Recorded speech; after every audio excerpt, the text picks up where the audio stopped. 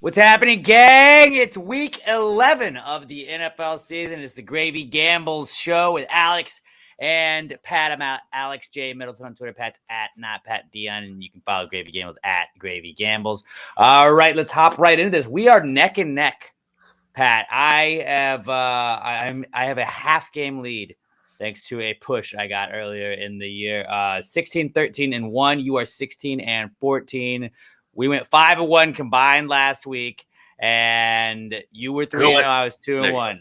Say it. There I was 2-1. You were 3-0. I'm gonna keep up with my keep it simple stupid method. I was sucking to start the year. I was overthinking things, and I was like, I'm just gonna look at lines and pick this one, and this one, and that is exactly what I did again. Do you want to go first since you went 3-0? Do you want me to go first? You went first last week, so go first again. All right, let's do that. I'm gonna go with the Washington Commanders. Washington Commanders -3 over the Texans. It's one of the most bet games, which makes me a little bit nervous. I found that out after I chose it. I'm not going back on it. I watched the Texans in person the last 2 weeks against the Eagles. They looked a lot better than they did against the Giants, I thought. Davis Mills ain't it. Dameon Pierce is it.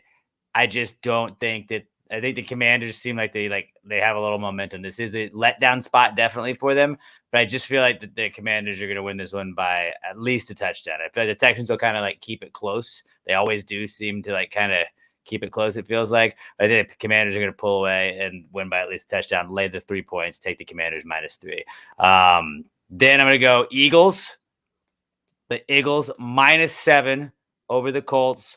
Colts got their first win under Jeff Saturday, who everybody was shitting on, but it was against the Raiders, and the Raiders aren't very good. And the Eagles, I think, are good. I think that there is a little bit of a blueprint to beat the Eagles now. You know, you got to just stop the run-pass option. I've said that all year long. You can't just run that same RPO over and over and over and over again. That's what they've been doing.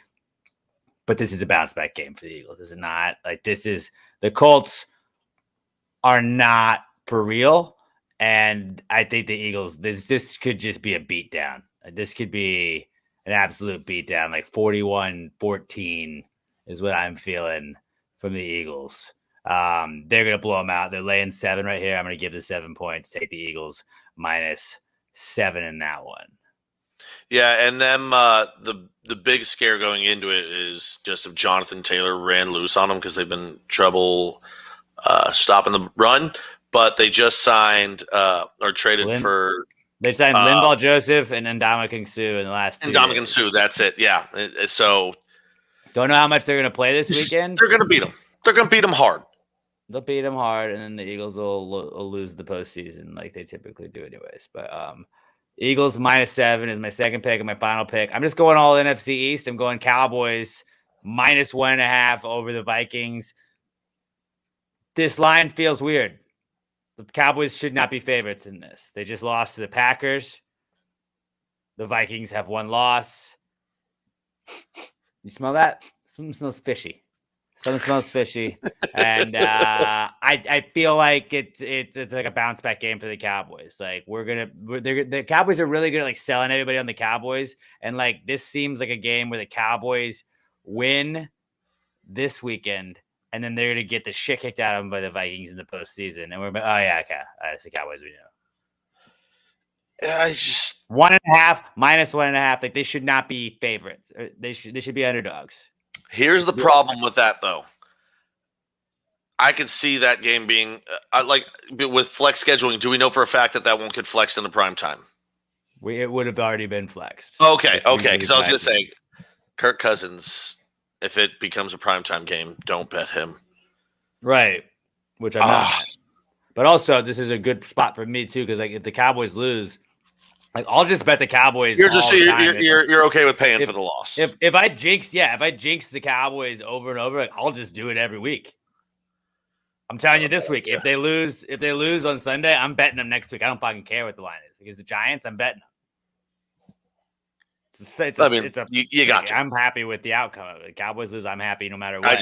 I didn't like this game either way. I didn't want to go near it, but it seems like a trap line. Cowboys -1.5. I feel like everybody else is leading Vikings. Cowboys -1.5. So I go Commanders -3 over the Texans, Eagles -7 over the Colts, Cowboys -1.5 over the Vikings. First time all season I've taken all favorites. What do you got? Ooh. Starting out, Giants Detroit over 45. Detroit, right. the Giants defense has been looking better, but Swift is finally going to be like fully healthy for the first time in like 5 weeks, or as fully healthy as you can be at this point in the year. Detroit's going to be able to score on the Giants, and the Giants are just going to – the Giants might put up 30 by themselves in this game. They've only put up 30, I think, once in the last 3 years. Yeah, Detroit's fucking garbage, and Amon-Ra St. Brown is going to get in at least once, and then you can probably bank Saquon for 2 at least. See, I feel like the Giants are and this is what I realized like last week. Like, the Giants are not a team that's going to blow anybody out, so it's not like it could be a shootout maybe, but the Giants aren't really a high scoring team, and their whole MO with Dable, knowing they don't have a ton of like skill other than Saquon, is just run the fucking ball, control the clock. So that makes me always tend like unders in Giants games have been hitting like crazy this season because they like to run and control that clock, keep the other team off the field so they can't get beaten. I think that might go against it. 45 is a low enough number to where I don't hate it, but I would still I would just avoid that bet. I would have preferred the 44.5, but who wouldn't? Second one, like you said, keep it simple. New England just beats the Jets. They do. New England -3.5. Zach Wilson's not good. Like his last game, they beat the Bills, and he wasn't good. He had like 154 passing yards and a fumble. Don't you think they're due? Like that was my whole thing. I looked at this too, and I was like, no, I don't. But also, like, I don't trust New England this year, and I was like, they're due. Like the Jets Belichick 9 times in a row. Belichick versus a young quarterback. Just don't overthink it. Yeah, no, okay. I don't hate that logic. I don't hate the logic. They'll probably run it right down their throats too. New England will, and then they're gonna pull away. They're gonna have a couple defensive turnovers in small and short field position. They're just don't overthink it. They probably win this one like 23-13. Last one. Bengals -4. I know TJ Watt is back, and the Steelers play a lot better with him back. They suck. They're not a good team. They're like their offense. The wide receivers are starting to catch on a little bit. They're not a good offense. They can't run the ball. The Bengals are though. I think Joe Burrow is good enough to get the offense going enough against TJ Watt. That's my thing. Like, I bet he's back, but is he healthy? Because I don't know. He had this TJ Watt effect. I don't know what it is. They somehow cover. They cover or they win outright. Yeah, I mean, -4 on the road in Pittsburgh. Yeah, I know. It's -4 on the road in Pittsburgh. Pittsburgh's not a good team. Their defense can be at times. Their offense sucks. Bengals will be able to. The 4 is a tough line. This feels like a game that like I could totally see the Bengals winning on a field goal at the very end.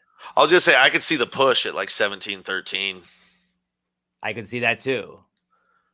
But I could also see it being like a field goal determines the game. It's like a 20-23, 17-20 game too.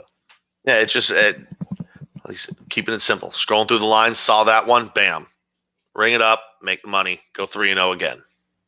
So you got Giants, Lions over 45, Patriots -3.5 over the Jets, and Bengals -4 over the Steelers. I got Commanders -3 over the Texans, Eagles -7 over the Colts, Cowboys -1.5 over the Vikings. Fam, those are your NFL picks for the Gravy Gambles show this week. Best of luck. If you're tailing us, fuck you.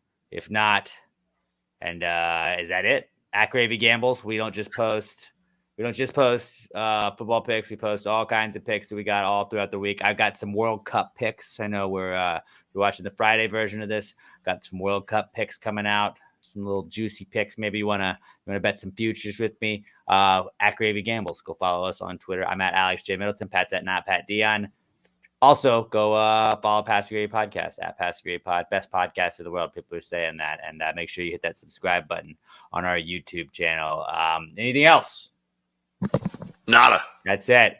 All right. Enjoy your NFL weekend. Until next time, Gravy Gambles, bitches.